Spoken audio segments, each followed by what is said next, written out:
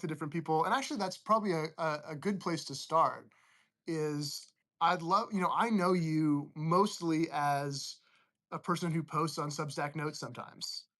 Mhm. So maybe we could start with like, who is John Ward? Where do you live? What's your life like? How'd you come to Substack? Tell us about yourself.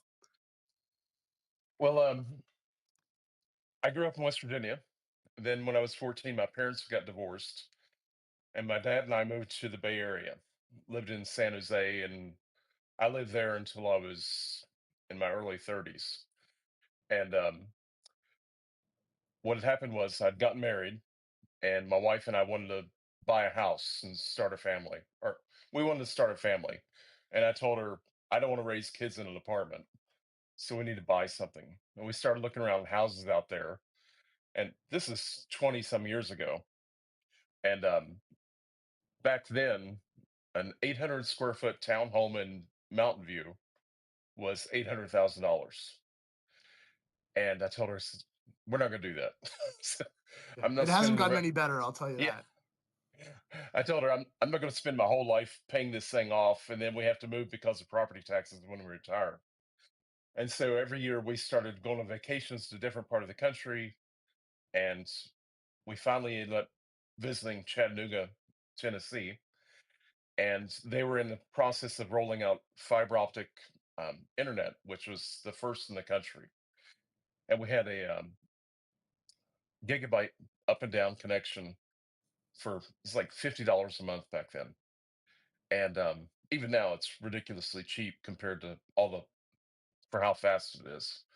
So we moved out here and haven't looked back. But I really enjoyed living in the Bay Area, and I worked at a bunch different tech companies out there doing that. But when we moved here, I thought, well, I'm going to take a chance and try to do my own thing. And so I started picking up jobs doing freelance illustration for book covers and stuff like that. And I've done work for games and books, and that's primarily been my focus. But anybody who'll hire me, basically.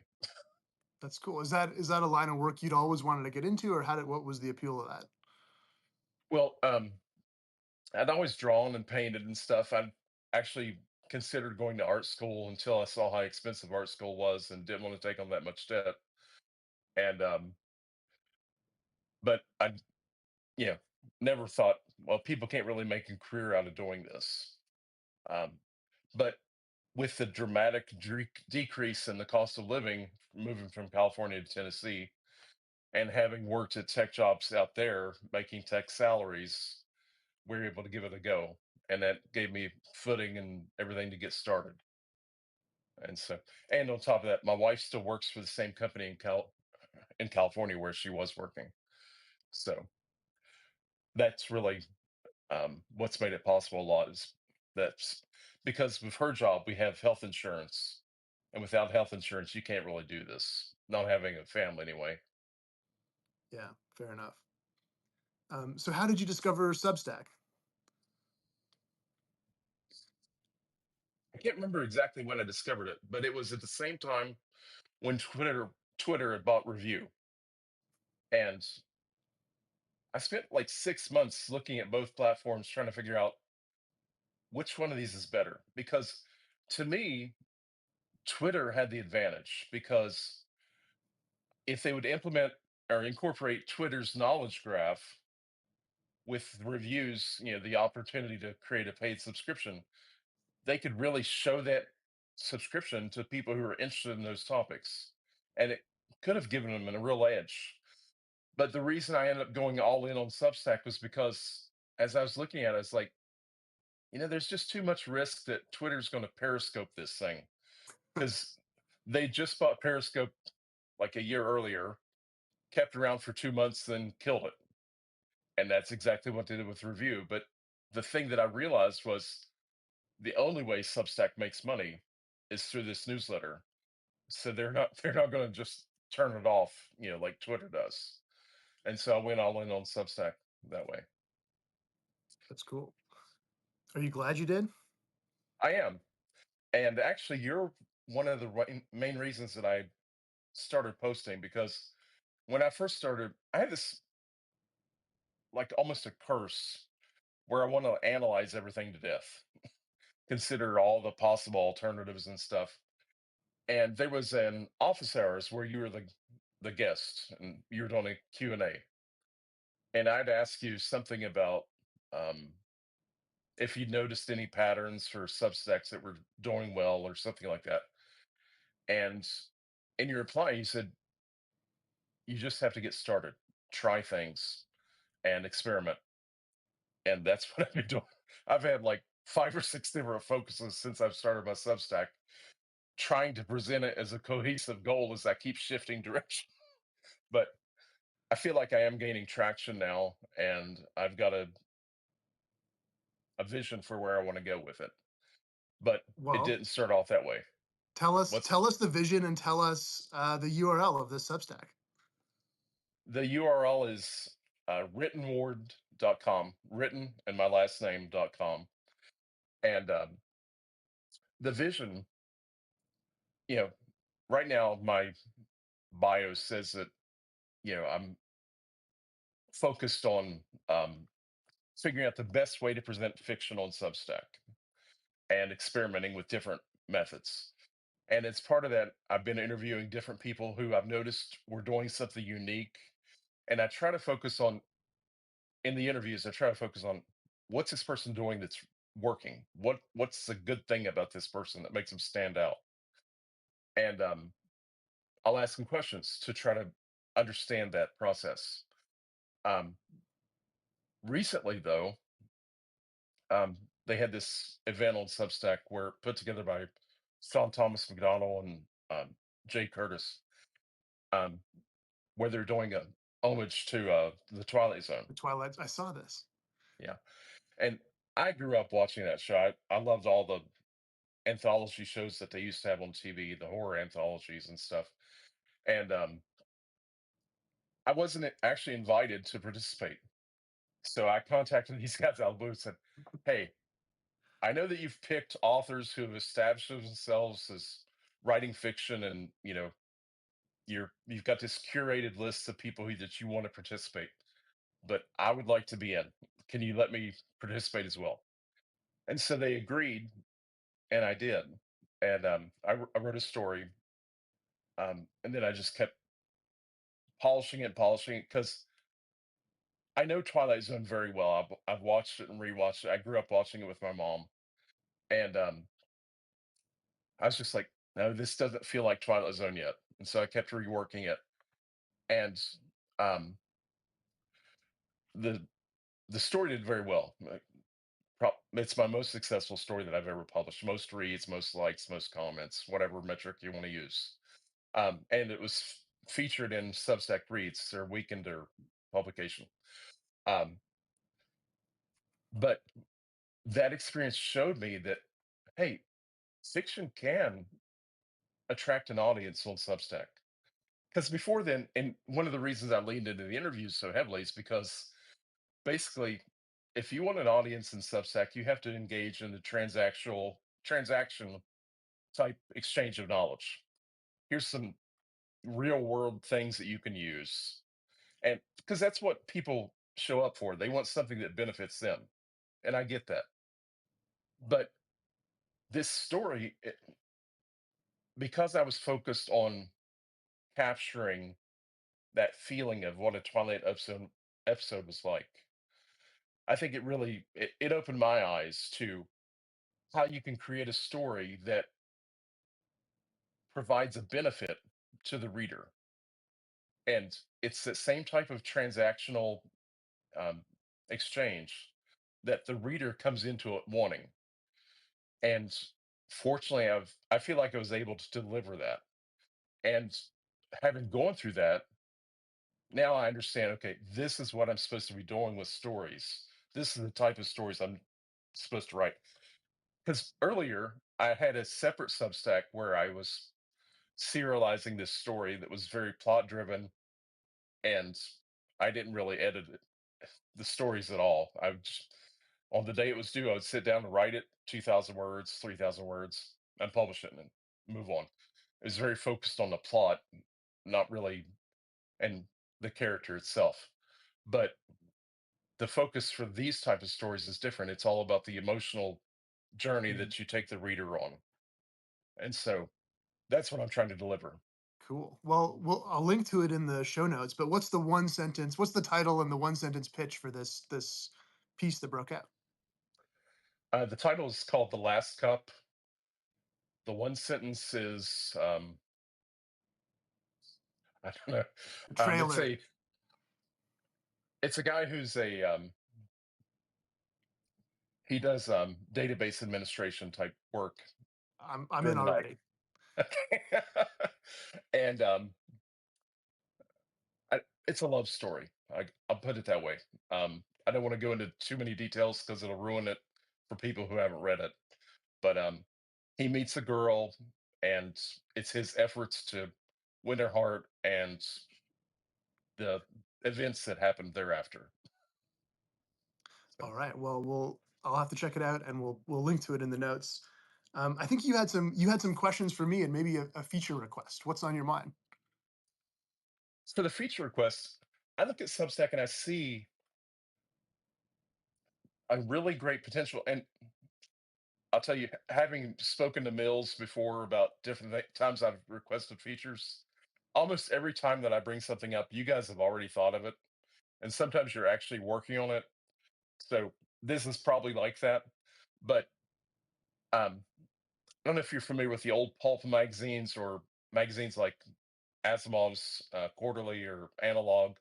Um, they had science fiction magazines where people would send in short stories, get paid, and a lot of authors used to make their careers by doing that.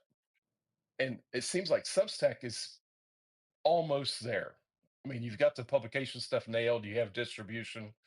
What you don't have is an easy way for authors to do their payments, um, to pay people who are submitting Hmm. stories.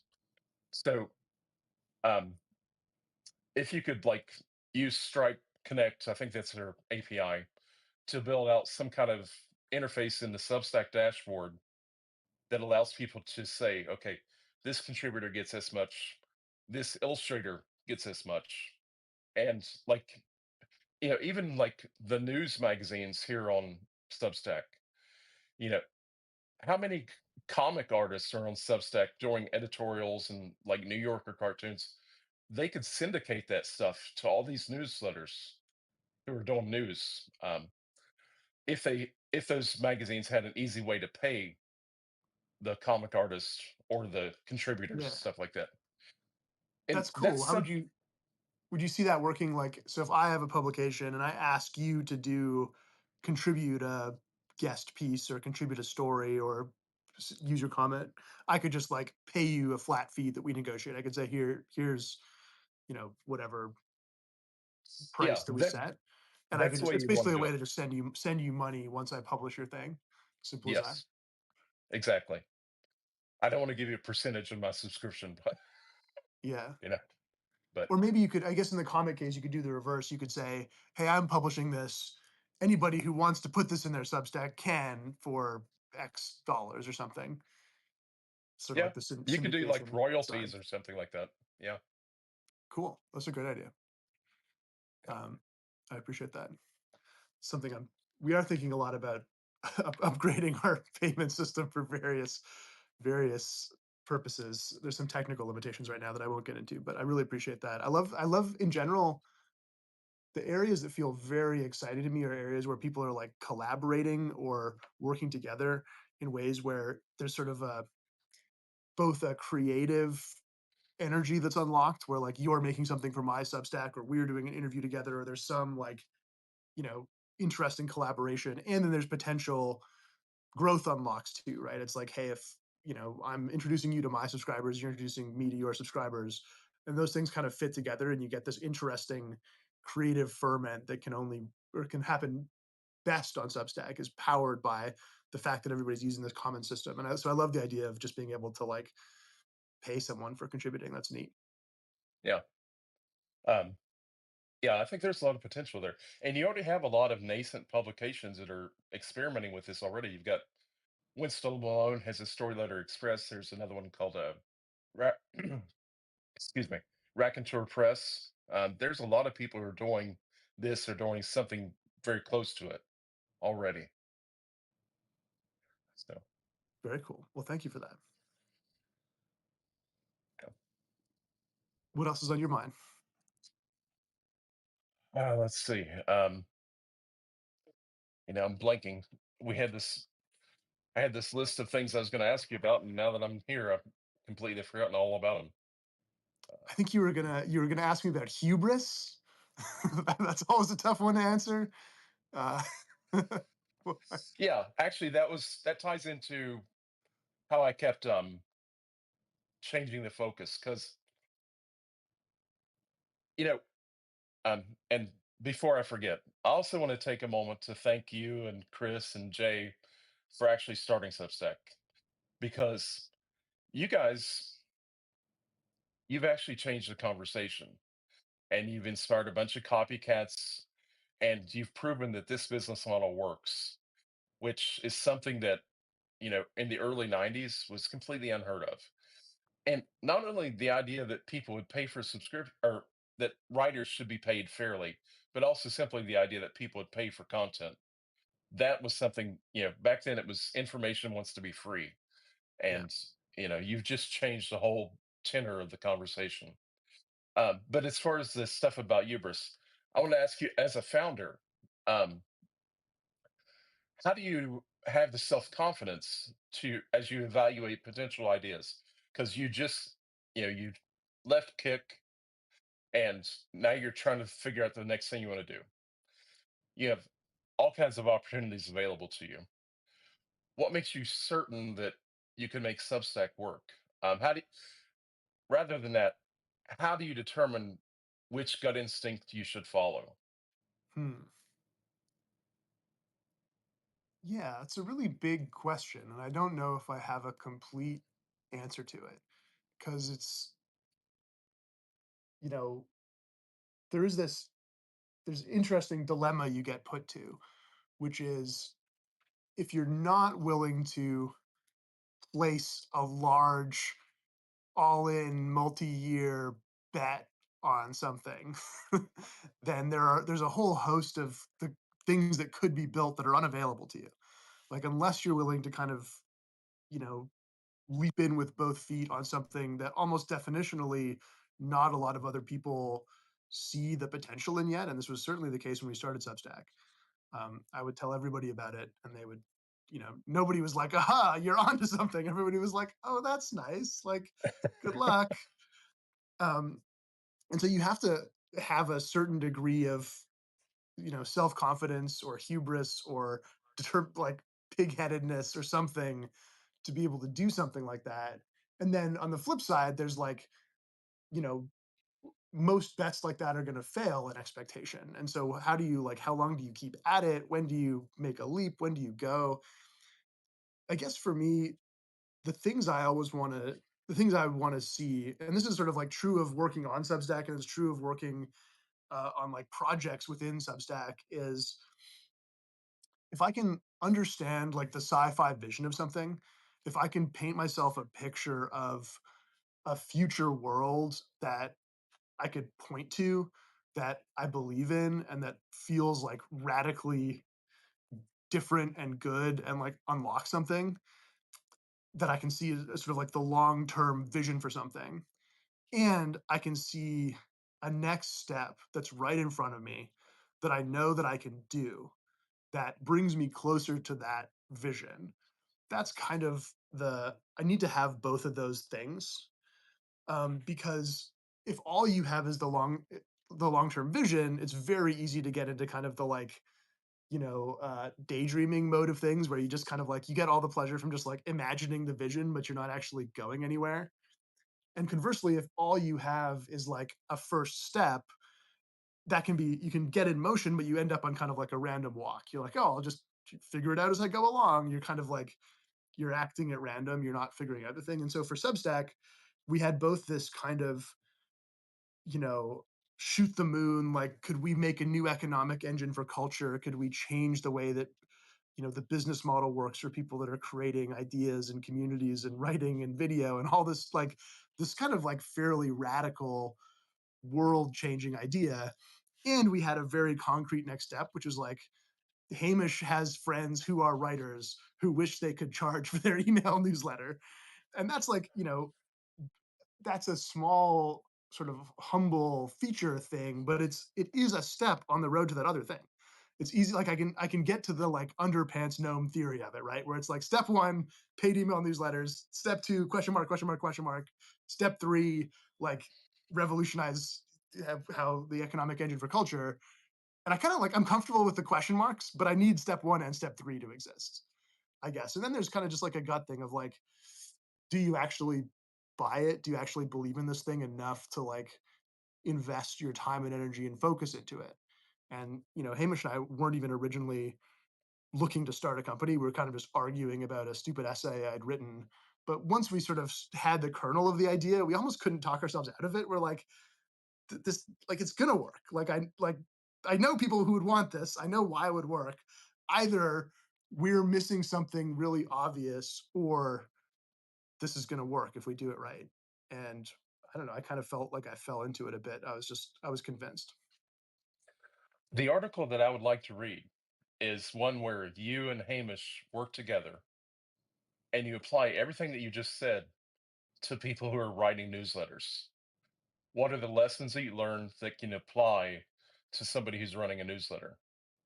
Because I think that everyone who has a newsletter, they're trying stuff, they're trying to figure out ways to connect with an audience, and they're following their gut. And that ability to know which signal is worth following and which one's worth hanging on to, and which ones when it's time to move on, that's what determines whether you succeed or fail. At least I think it is. Um, Yeah. Yeah, that's a great idea. And one of the things I would put in that article is something you just said to me earlier, which is you had this flip in your mind where you went from your needs as the writer of putting the thing out to like seeing it from the perspective of the reader, and like what is the thing we're crafting for people, being willing to sort of begin with the end in mind, start with like what's the difference I want to make in someone's life, what's the experience I want to craft for people, and then being willing to like work backwards from that to all the other answers is one of my like reflect. I think that's a thing that is definitely a good reflex to have when you're building products, and I suspect it might be relevant to yeah, your thing too. yeah, I think it totally is. Yeah, but who are your favorite reads? Like when you go on Twitter, who are the accounts that you always make sure that you see what their updates are and things like that? Anybody that you really love to read their thoughts?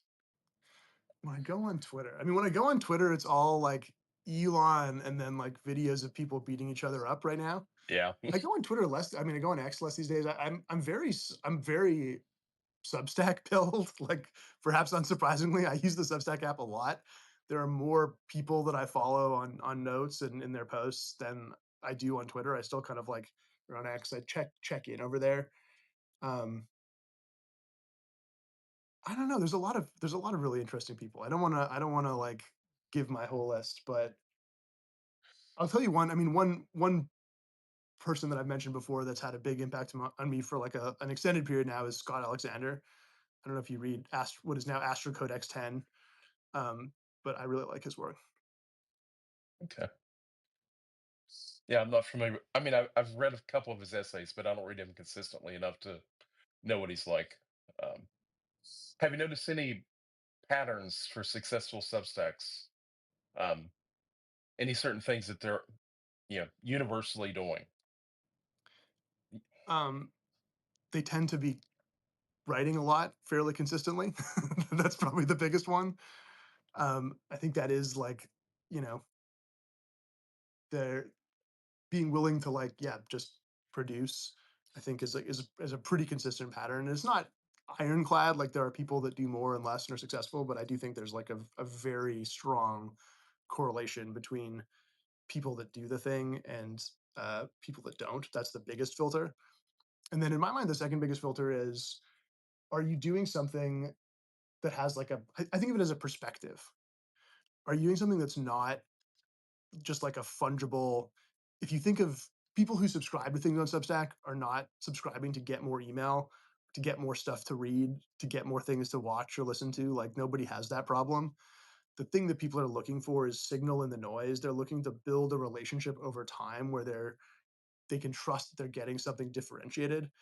And so, having a perspective, having an aesthetic, having anything that can kind of like generate a cult following is sort of like that's the magical thing. And what exactly that is can vary wildly bet- depending on what you're doing and what kind of audience you're looking to uh, reach. But it's kind of like be irreplaceable, be something that can't just be swapped in with somebody else doing a good job of the same type of thing.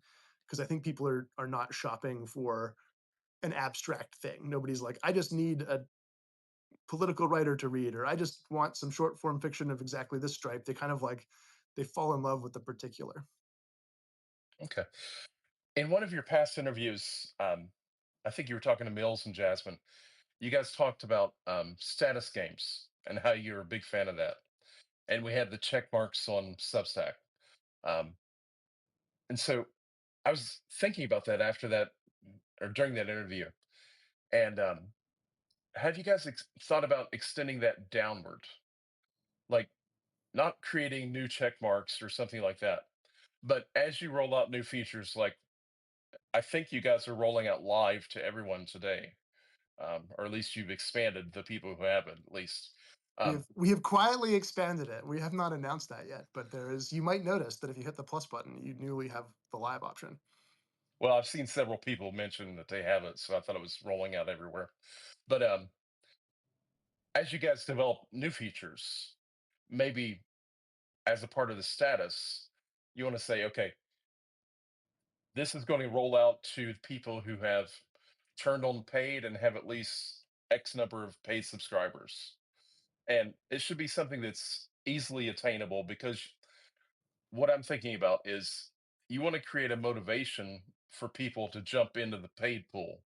Yeah, Because I know there's a lot of Substacks who are free and they're getting a free version of MailChimp from you guys and that's all they want. But I think if you create incentives to get people to turn on paid by offering, okay, if you're offering paid, then you get all of these features yeah, and something like that. yeah. I love And that. Like make more distinctions between like we have for bestsellers, but even if I have any paid subscriptions, it unlocks things. We actually I think that is part of how we're doing the live rollout in sort of a staged way just because there's like costs and scaling and concerns. So I think that there it is going. We are doing something like that, but it's not like we don't yet have all those distinctions kind of mapped. But I'm a very big fan of that. I really like the idea that you know being somebody who has any paid subscribers on Substack is like a meaningful distinction. It's something that other people could reasonably want to know and would change like could get you like privileges, could get you early things. I even think like just having paid subscriptions as a reader, as a subscriber is a really powerful yeah, thing we could do a lot more with. Like I every time I get spam DMs on Substack, I'm like, oh, we should fix this. Like I want a setting that like the only people my DMs are only open to people who are paying subscribers to something. Like I yeah, would turn that setting on tomorrow if we offered that. And in general, I think there's more we could do to like use the fact that those paid relationships are this really valuable signal of people caring about things. I don't know. It's a great idea. I think I'm excited to do more of that. yeah. Bill Bishop has posted a couple times how he wishes that it was possible to only make posts that were people who have a paid subscription, not even necessarily to him, but they're paying for something. That those are the people who are able to comment. And Totally. I've always thought that was a great idea. Yeah. Awesome. Well, I think we have time for one more question if you have one. Let's see. Um, okay, the big one that people in my community want to know about, and this is not a fair question to you, but when are you guys going to fix the how fiction is displayed on Substack? All these people are writing serials, and they have to make these handcrafted indexes, and mapping out. Okay, if you're on this chapter, then click here, and all that stuff. I And don't know exactly when we're gonna fix it, but I know what you mean, and I want to fix it. And I think I don't know exactly what the correct fix is, but the thing where when I want to, if I right now, if I'm reading a serial, and as soon as I fall behind, whenever I get the next chapter, I'm like, oh, I can't. I need to be able to go back to where I was, or it's not going to yeah, work. Um, yeah, I don't have a date for you, but I appreciate the feedback. I feel the pain, and we should definitely make that work better. yeah. I get that from Mills a lot. He's like, that's a great suggestion. That's a good feature. Let me escalate that to the right group. And they'll take care of that for you. Yeah, I Yeah, mean, it's unfortunate. It's an unfortunate reality of making a product. It's like there's so many things we want to do, and finite yeah. finite time and people to do them. But I'll uh, No, I understand. I'm I'll just keep teasing, cooking man. on that one. It's been in my pocket of things I really want to do for a while. So hopefully we can get to that. All right. Well, thanks for having me on. I really enjoyed talking to you, and it was great actually talking to you face to face. Likewise, thank you very much. Appreciate you, All and right. thanks for everyone who tuned in. Thank you. Cheers.